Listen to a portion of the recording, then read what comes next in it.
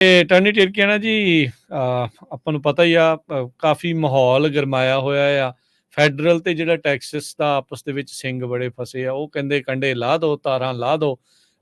ਜਿਹੜਾ ਉੱਥੇ ਵਾਲੇ ਆ ਗ੍ਰੈਗ ਐਬਟ ਆ, ਉਹ ਕਹਿੰਦੇ ਵੀ ਅਸੀਂ ਨਹੀਂ ਲਾਉਣੇ। ਸਾਡਾ ਸੰਵਿਧਾਨ ਕਹਿੰਦਾ ਵੀ ਅਸੀਂ ਟੈਕਸਸ ਦੀ ਰਾਖੀ ਕਰਨੀ ਆ।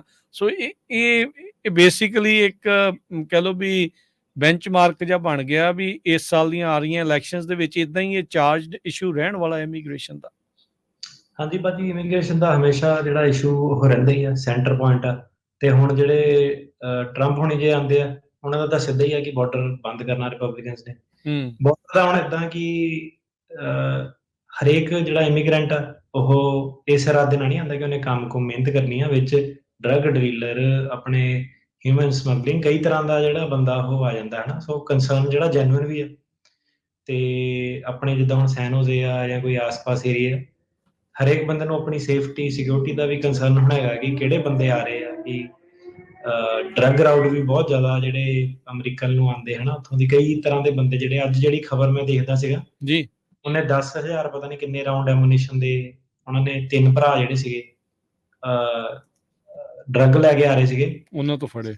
10,000 ਉਹਦੇ ਕਿੰਨੇ ਏਦਾਂ ਕੁਛ ਸੀਗਾ, 7 ਜਾਂ 10,000 ਰਾਉਂਡ ਸੀਗੇ ਐਮੂਨੀਸ਼ਨ ਦੇ। ਹੂੰ ਹੂੰ ਹੂੰ ਹੂੰ ਮਤਲਬ ਫਿਰ ਤਿਆਰੀ ਹੈ ਨਾ ਉਹਨਾਂ ਦੀ ਪੂਰੀ ਕਿ ਜੇ ਕੱਲ ਨੂੰ ਲੰਡੂ ਆਫਿਸਰ ਜੇ ਕੋਈ ਛੋਟਾ ਮੋਟਾ ਫੜ ਲਵੇ ਉਹਨਾਂ ਨੂੰ ਮੈਕਸੀਕੋ ਦਾ, ਉਹਨੂੰ ਤਾਂ ਉਹਨਾਂ ਨੇ ਠੋਕਣਾ ਹੀ ਆ। ਤਾਂ ਗੱਲ ਫਿਰ ਇਹ ਆ ਕਿ ਜੇ ਆ ਕੇ ਪੂਰੇ ਕੋਈ ਟ੍ਰੈਫਿਕ ਸਟਾਪ ਵਾਲਾ ਬੰਦਾ ਉਹਨਾਂ ਨੂੰ ਘੇਰ ਲਵੇ, ਪੁਲਿਸ ਆਫਿਸਰ ਉੱਦਾਂ ਕਰ ਲਵੇ, ਤੇ ਉਹਨਾਂ ਨੇ ਹੁਣ ਜਿਹੜੀਆਂ ਡਰੱਗਾਂ ਡਰੁੱਗਾਂ ਉਹਦੇ ਚੱਕਰ 'ਚ ਉਹਨਾਂ ਨੇ ਧਿਆਇਆ ਹੀ ਹੋਇਆ ਕਿ ਹਨਾ ਕਤਲੇਆਮ ਕਰਨਾ ਵਾ। ਸੋ ਇਹ ਕਾਫੀ ਜਿਹੜਾ ਮਾਰਕੀਟ ਆ, ਇਹਨੂੰ ਲੈਜਿਟ ਇਮੀਗ੍ਰੇਸ਼ਨ ਦਾ ਜਿਹੜਾ ਕੰਸਰਨ ਆ, ਜਿਹੜੀਆਂ ਬਾਰਡਰ ਦੇ ਵਿੱਚ ਸਟੇਟਸ ਜਿਹੜੀਆਂ ਪੈਂਦੀਆਂ ਹੁਣ, ਉਹ ਤਾਂ ਜਿਹੜਾ ਰਹਿੰਦਾ, ਆਪਾਂ ਗੱਲ ਕੀਤੀ ਆ ਕਿ ਨਿਊਯਾਰਕ ਕੈਲੀਫੋਰਨੀਆ ਬੈਠਾ ਬੰਦਾ ਜੋ ਮਰਜ਼ੀ ਕਹੀ ਜਾਂਦਾ, ਜਿਹੜਾ ਉੱਥੋਂ ਜਦੋਂ ਉਹਨਾਂ ਨੇ ਬੱਸਾਂ ਭਰ ਕੇ ਭੇਜਣੇ ਸ਼ੁਰੂ ਕਰਤੇ, ਉਦੋਂ ਬਹੁਤ ਜਾਣਿਆਂ ਨੂੰ ਫਿਰ ਤਕਲੀਫ ਹੋਈ ਸੀਗੀ ਹਨਾ। ਗੱਲ ਕਰੀਏ ਕਿ ਦੂਰੋਂ ਤਾਂ ਸਾਰੇ ਹੀ ਕਹਿੰਦੇ ਏਦਾਂ ਕਰੋ ਉਦਾਂ ਕਰੋ, ਤੇ ਹੁਣ ਜਦੋਂ ਕਿਸੇ ਦੇ ਘਰ ਦੇ ਮੂਹਰੇ ਆ ਕੇ ਜਦੋਂ ਮੇਲਾ ਲੱਗਦਾ ਫੇਰ ਪ੍ਰੋਬਲਮ ਹੁੰਦੀ ਹੈ ਜਿਹੜੀ। ਸੋ ਇੱਕ ਆ ਕਿ ਵਧੀਆ ਮੁਲਕ ਆ, ਵਧੀਆ ਰੂਲ ਆ, ਪਰ ਇੱਕ ਇਨਫਰਾਸਟਰਕਚਰ ਜਿਹੜਾ ਹੈਗਾ ਉਹ ਉਨੀ ਕੁ ਚੀਜ਼ ਨੂੰ ਸਪੋਰਟ ਕਰ ਸਕਦਾ। ਜਦੋਂ ਇਨਫਰਾਸਟਰਕਚਰ ਲੋੜ ਨਾਲੋਂ ਵੱਧ ਹੋ ਜਾਵੇ, ਜੌਬਸ ਦੇ ਵਿੱਚ ਵੀ ਹੁਣ ਪ੍ਰੋਬਲਮ ਆ ਰਹੀ ਹੈ, ਫਿਰ ਮਾਰਕੀਟ ਦੇ ਵਿੱਚ ਰੇਟ ਵੀ ਘੱਟ ਹੁੰਦਾ ਹੈ ਨਾ। ਸੋ ਬੈਲੈਂਸ ਜਿਹੜਾ ਉਹ ਜਿਹੜੀ ਜਨਤਾ, ਫਿਰ ਉਹ ਇਮੀਗ੍ਰੇਸ਼ਨ ਦਾ ਮੁੱਦਾ ਹੁਣ ਤਾਂ ਬਾਈਡਨ ਵੀ ਰੋਕ ਰਿਹਾ ਵਾ। ਤੇ ਇਸ ਹਿਸਾਬ ਨਾਲ ਜਿਹੜਾ ਇਹ ਹੁਣ ਜਨਤਾ ਹੀ ਫੈਸਲਾ ਕਰੂਗੀ ਕਿ ਇਮੀਗ੍ਰੇਸ਼ਨ ਨੂੰ ਰੋਕਣਾ ਕਿ ਨਹੀਂ ਰੋਕਣਾ। ਜ਼ਿਆਦਾ ਜਿਹੜਾ ਸੈਂਟੀਮੈਂਟ ਇਸ ਵੇਲੇ ਉਹ ਹੈਗਾ ਇਮੀਗ੍ਰੇਸ਼ਨ ਨੂੰ ਰੋਕਣ ਦਾ, ਤੇ ਟੈਕਸਸ ਵਾਲਾ ਜਿਹੜਾ ਉਹ ਕਿ ਸਟੇਟ ਨੂੰ ਹੱਕ ਹੈਗਾ ਕਿ ਨਹੀਂ ਹੈਗਾ, ਉਹਦਾ ਮੁੱਦਾ। ਬਿਲਕੁਲ।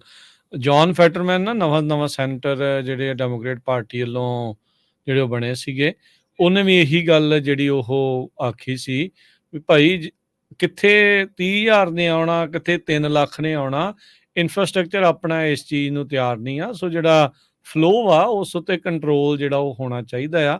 ਆਪਾਂ ਰੀਸੈਂਟਲੀ ਖਬਰਾਂ ਜਿਹੜੀਆਂ ਇਹ ਸੁਣ ਰਹੇ ਆ, ਕੋਈ ਬਾਈ ਪਾਰਟੀਜ਼ਨ ਡੀਲ ਇਮੀਗ੍ਰੇਸ਼ਨ ਦੇ ਉੱਤੇ, ਕਿਉਂਕਿ ਯੂਕਰੇਨ ਨੂੰ ਇਜ਼ਰਾਈਲ ਨੂੰ ਡਾਲਰ ਘੱਲਣੇ ਆ, ਉਸ ਦੇ ਲਈ ਪ੍ਰੈਜ਼ੀਡੈਂਟ ਬਾਈਡਨ ਪੂਰੀ ਤਰ੍ਹਾਂ ਜਿਹੜੇ ਉਹ ਤਿਆਰ ਨੇ ਇਮੀਗ੍ਰੇਸ਼ਨ ਦੇ ਉੱਤੇ ਕੋਈ ਨਾ ਕੋਈ ਡੀਲ ਜਿਹੜੀ ਉਹ ਬਣਾਉਣ ਨੂੰ। ਗੱਲਬਾਤ ਜਿਹੜੀ ਆ ਪੂਰੀ ਜੰਗੀ ਪੱਧਰ ਦੇ ਉੱਤੇ ਉਹਨਾਂ ਦੀ ਆਪਸ 'ਚ ਚੱਲ ਰਹੀ ਆ। ਤੇ